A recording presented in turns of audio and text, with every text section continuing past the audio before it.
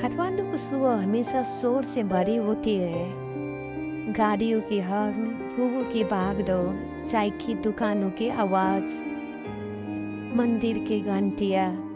लेकिन उसी शोर के बीच एक आदमी रोज कुछ पल चुपचाप खड़ा रहता है, बालकनी में आसमान को देखते हुए। वह है बालेन। दुनिया उसे मजबूत समझती है, मेयर है, मशहूर है, वो बहुत ताकतवर है। लोग सोचते हैं उसके पास सब कुछ है, लेकिन कोई नहीं जानता उसके सीने के अंदर कितनी खामोश लड़ाइयाँ चलती है, क्योंकि सत्ता से भी भारी होती है जिम्मेवारी।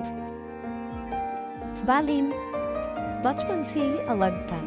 जहाँ बच्चे खेलते थे वह सोचता था, देश क्यों पीछे है, लोग इतने दुखी क्यों है। अगर कोई बदलेगा नहीं तो बदलेगा कौन। उसके पास पैसे नहीं थे, पर सपने बड़े थे। रात को वो किताबों में डूबता रहता, दिन में लोगों की तकलीफ देखता। उसने इंजीनियरिंग पढ़ी, सिर्फ नौकरी के लिए नहीं बल्कि नेपाल के बनाने के लिए।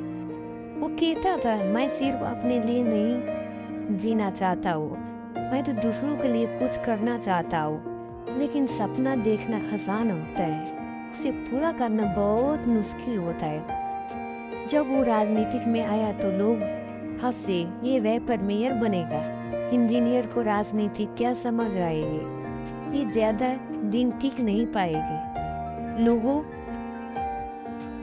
के ताने चुभते थे, पर बालेन चुप रहता, क्योंकि वो जानता था जवाब शब्दों से नहीं काम से दिया जाता है। वो अंदर ही अंदर खुद से कहता, अगर डर गया तो फर्क क्या रहेगा मुझ में और बाकियों में। जब वो मेयर बना तो उसकी जिंदगी पूरी तरह बदल गई। पहले वो अपने लिए जीता था, अब तो वो सबके लिए जीने लगा। सुबह से रात तक फाइलें, मीटिंग, शिकायतें, आरोप। कोई कहता तुम गलत हो, कोई कहता तुम निर्दयी हो, कोई कहता तुमने हमारा नुकसान कर दिया। लेकिन किसी ने नहीं पूछा तुम थक गए हो। रात को घर लौटकर वो मोबाइल खोलता है, हजारों कमेंट्स, कहीं गलती है, कहीं धमकी है, कहीं नफरत। कुछ लोग तो लिखते हैं कि तुम हमें समझते नहीं, तुम दिल से नहीं करते। वो बाहर से मुस्कुराता है, लेकिन अंदर से टूट जाता है। कभी कभी वो फोन रखकर छत को देखता है कि और सोचता है कि नेता होना मतलब अकेला होना है। एक दिन वह खिड़की से काठमांडू को देखता हुआ कहता है, मैंने शहर बदलना चाहा, पर शहर ने मुझे ही बदल रहा है। उसकी माँ धीरे से पूछती है, बेटा अब पहले जैसा हंसता नहीं। बालेन हल्की मुस्कान देता है, माँ को हंसने का समय नहीं है, लेकिन सच यह है वो हंसना भूल चुका था। कभी वो अपना पुराना शायद याद करता है, जब वो रैपर लिखता था, दिल खुला रहता था, आत्मा हल्की रहती थी। आज वो कलम पकड़ता है पर शब्द नहीं निकलते, क्योंकि अब उसे कविता नहीं, फैसले लिखने होते हैं। फैसले जो किसी को खुश रख करके है तो किसी को तोड़ देते हैं। एक रात दफ्तर में अकेला बैठा रहता है, शहर सो चुका है, सड़कें शांत होती है, बत्तियां धीमी पर जाती है, पर बालिन जाग रहा होता है। वो खुद से पूछता है, क्या मैं सही कर रहा हूँ, क्या सबको खुश कर सकता हूँ, क्या मैं इंसान हूँ या मशीन बन जा रहा हूँ। जवाब नहीं मिलता, क्योंकि नेता की जिंदगी का सच यही है, सबको खुश कोई नहीं कर सकता। किसी का घर टूटा है, किसी की व्यापार बंद होता है, किसी का सपना बिखरता है, लेकिन अगर वो रुक गया तो काठमांडू फिर वैसा ही रहेगा, गंदा, अव्यवस्थित, बिना उम्मीद का। इसलिए वह अपने आंसू पीकर फैसले करता है। एक दिन वह पुल पर खड़ा होता है, नीचे बहती बागमती नदी देखता है।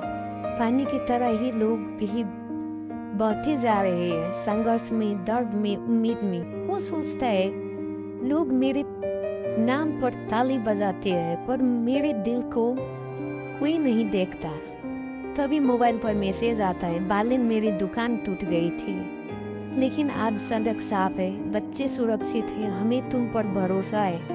एक लाइन, और उसकी आंखें भर आती है, क्योंकि वो समझ जाता है वो अकेला नहीं है।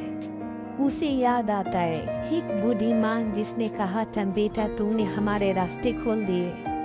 एक बच्चा जिसने कहा था, अंकल आप हीरो हो। एक मजदूर जिसने कहा था, पहली बार किसी नेता ने हमें सुना। तब बालिन को एहसास होता है, दया ही ताकत है, प्यार ही राजनीति है, करुणा ही असली नेतृत्व है। वो कमजोर हो सकता है, थक नहीं सकता, रो सकता है, पर हार नहीं सकता, क्योंकि अब बालिन सिर्फ इंसान नहीं, उम्मीद बन चुका है।